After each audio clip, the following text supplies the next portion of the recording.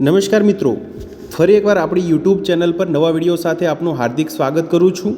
જો તમે આ ચેનલ પર નવા હો તો આપણી ચેનલને સબસ્ક્રાઈબ કરી લેજો, જેથી આપને સરકારી તેમજ પ્રાઇવેટ ભરતી વિવિધ યોજનાને લગતી અવનવી અપડેટ્સ મળતી રહે। અને જો તમે અમારા વોટ્સઅપ ગ્રુપમાં જોડાયા ના હો તો તેની લિંક નીચે ડિસ્ક્રિપ્શન બોક્સમાં આપેલી છે, ત્યાંથી તમે જોડાઈ શકો છો, જેમાં આપને વિડીયોને લગતી ડેઇલી પીડીએફ તેમજ અન્ય ભરતી વિશેની તમામ માહિતી મળી રહેશે।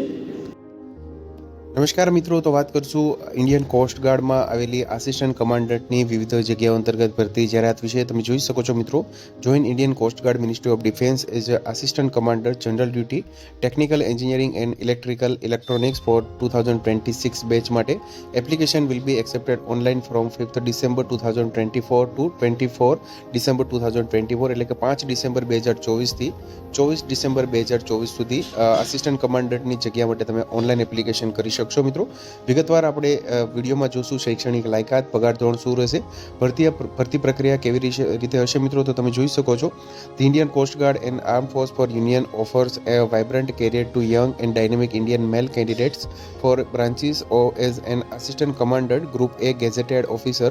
Registration of online application through coast guard recruitment website http://joinIndiancoastguard.cdac.in, એટલે કે જે આ ઓફિશિયલ વેબસાઇટ છે મિત્રો, તેના પર ઓનલાઈન એપ્લિકેશન કરવાની રહેશે। વેબસાઇટની લિંક છે તે નીચે ડિસ્ક્રિપ્શન બોક્સમાં આપવામાં આવેલી છે, ત્યાંથી તમે ઓપન કરી શકશો।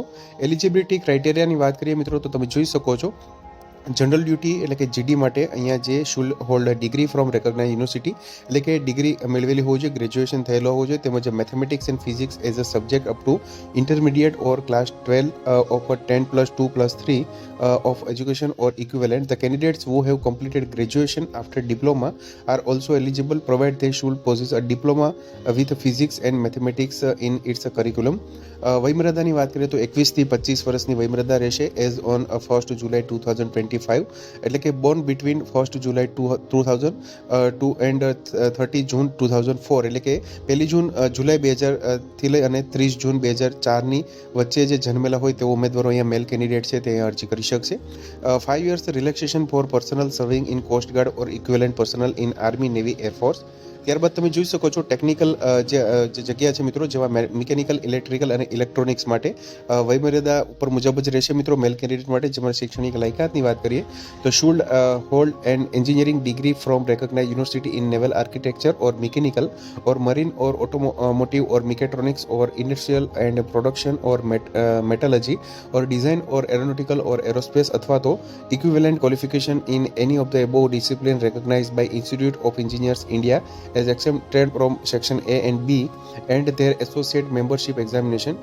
તેમજ should hold an engineering degree from recognized university in electrical or electronics or telecommunication or instrumentation and control or electronics and communication or power engineering or power electronics, અથવા તો equivalent qualification in any of the above discipline recognized by institute of the engineers as exempted from section A and B their associate membership examination AMIE, તેમજ mathematics and physics as a subject up to intermediate or class 12 of 10+2+3 scheme of education or equivalent અહીંયા લાયકાત મેળવેલી હોવી જોઈએ મિત્રો।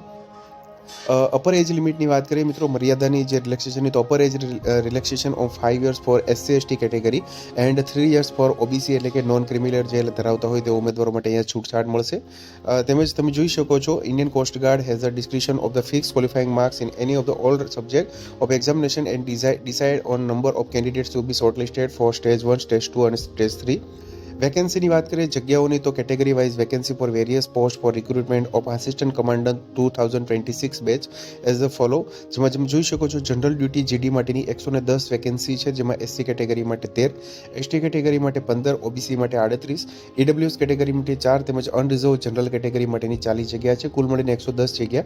જ્યારે technical જે engineering electronics માટેની 30 જગ્યા છે, જેમાં તમે જોઈ શકો છો અલગ અલગ કેટેગરી મુજબ કુલ મળીને 140 જગ્યા મિત્રો અહીંયા જનરલ ડ્યુટી તેમજ ટેકનિકલ માટેની છે। These vacancies are tentative and subject to change, એટલે કે અહીંયા અંદાજિત જગ્યાઓ બતાવવામાં આવેલી છે મિત્રો। એડિશનલ એલિજિબિલિટી ક્રાઇટેરિયાની વાત કરીએ તો candidates withdrawn on disciplinary grounds from any other service training academy are not eligible to appear. Candidates should not have been arrested, convicted or prosecuted on the criminal charges. આ રીતની મુજબ જે additional criteria છે મિત્રો તમે જોઈ શકો છો. વયમર્યાદાની આપણે આગળ વાત કરી તે મુજબ તેમજ further explanation on eligibility of candidates who are final year semester are given below, જેમાં તમે જોઈ શકો છો ટાઈપ ઓફ કોર્સ અલગ અલગ આપેલા છે. Yearly course where in exam are conducted once a year, જેમાં second year marksheet with date of issue or and before the closing date of application if course is for 3 years, third year marksheet with date of issue on or before the closing date of application.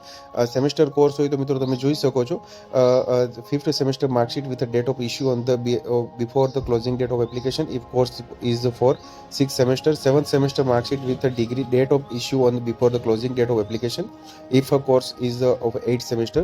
તો આ રીતે મિત્રો જો તમે final year સેમેસ્ટરમાં હોય તો તેના અંતર્ગત પણ એલિજિબિલિટી ક્રાઇટેરિયા આપવામાં આવેલા છે.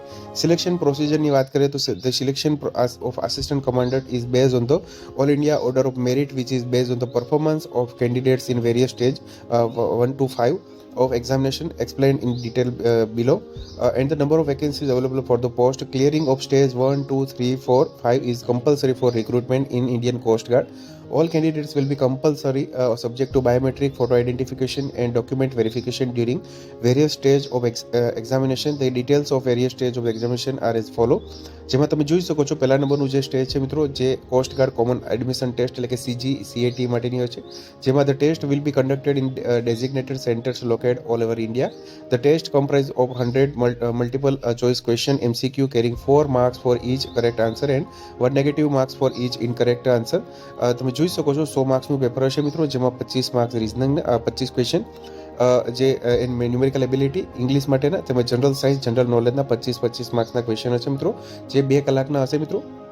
All India category wise merit list prepare કરવામાં આવશે. ત્યારબાદ તમે જોઈ શકો છો જેમાં નોર્મલાઇઝિંગ મેથડના આધારે માર્ક્સના આધારે મિત્રો તમને જે માર્ક્સ મળશે તેના આધારે અહીંયા ક્વોલિફાઈંગ થશો. ત્યારબાદ તમે જે શોર્ટલિસ્ટેડ કેન્ડિડેટ છે તે સ્ટેજ 2 માટે અહીંયા એલિજિબલ થશે, જે પ્રિલિમિનરી સિલેક્શન બોર્ડ હશે PSB, જેમાં based on the performance in the stage 1 candidates will be shortlisted for appearing the stage 2 PSB which is conducted for a day at Noida, Mumbai, Goa, Chennai, Kolkata, Shillong and Gandhinagar center.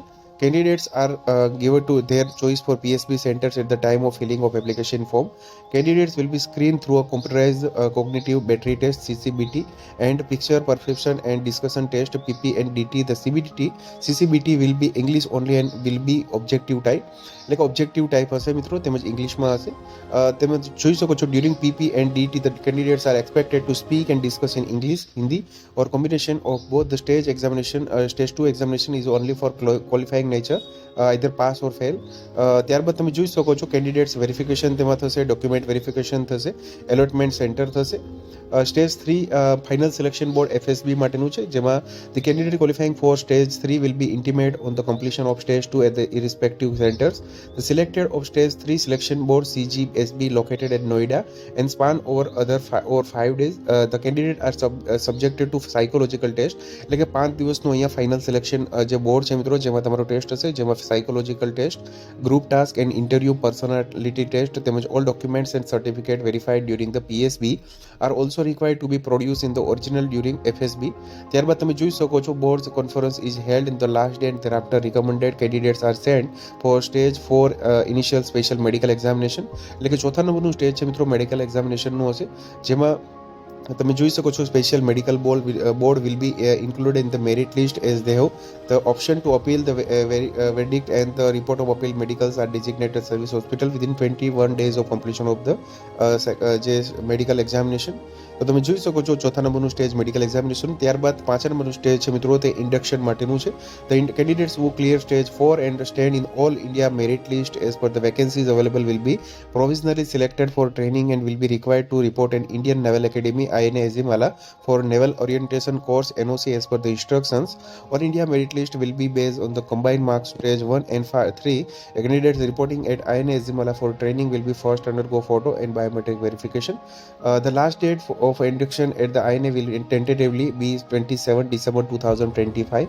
The exact date will be mentioned in appointment letter. No further induction will be undertaken after 31st December 2025 under any circumstances.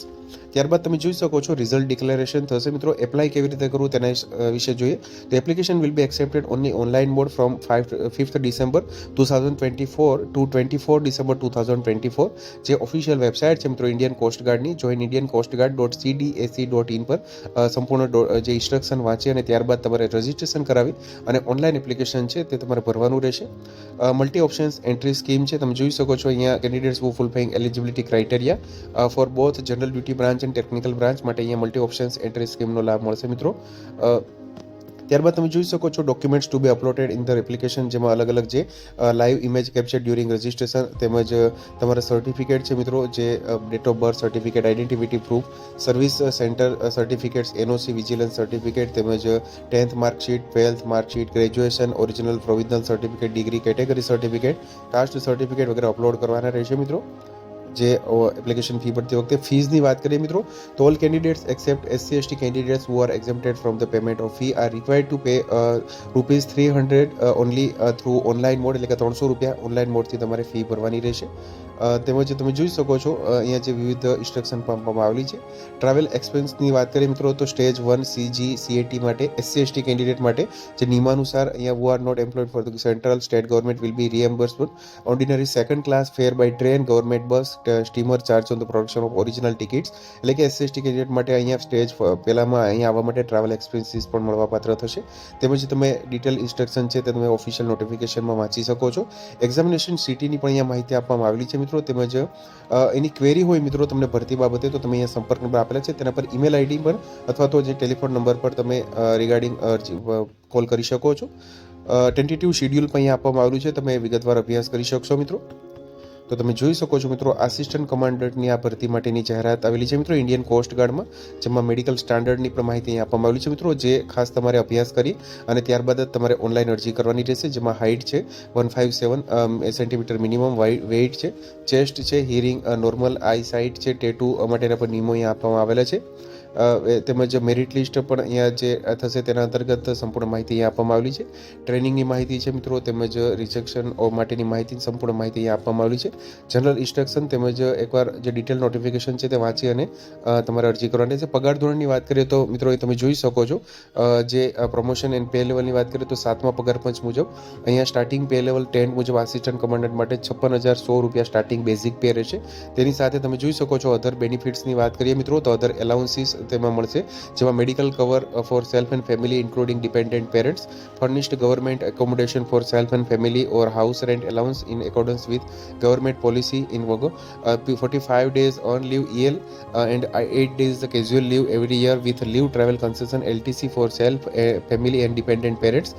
તેમજ ઇન્સ્યોરન્સની વાત કરીએ તો 1.25 crore at a premium of 12,500 per month as a group insurance, CPF contributory pension scheme, તેમજ canteen facilities, learn and participate in various sports adventure activities, ECA employment contributory health scheme, તેમજ free ration money allowances અહીંયા મળવાપાત્ર થશે મિત્રો. છેલ્લી તારીખ છે 24 December 2024 પહેલાં તમારે અરજી કરવાની રહેશે મિત્રો, ઓનલાઈન અરજી જે વેબસાઇટ છે તેના પર. તો આથી આસિસ્ટન્ટ કમાન્ડન્ટની ઇન્ડિયન કોસ્ટ ગાર્ડ અંતર્ગત ભરતી જાહેરાત. તો મિત્રો, જો વિડીયો પસંદ આવ્યો હોય તો લાઇક કરજો, તેમજ તમારા મિત્રો સુધી શેર કરજો. વધુમાં ચેનલને સબસ્ક્રાઇબ કરી લેજો, જેથી આપને આવી વિવિધ માહિતી મળતી રહે. મિત્રો, વિડીયો જોવા બદલ આપનો ખૂબ ખૂબ આભાર. મળીએ એક નવા વિડીયો સાથે. ત્યાં સુધી જય હિન્દ, ભારત માતા કી જય.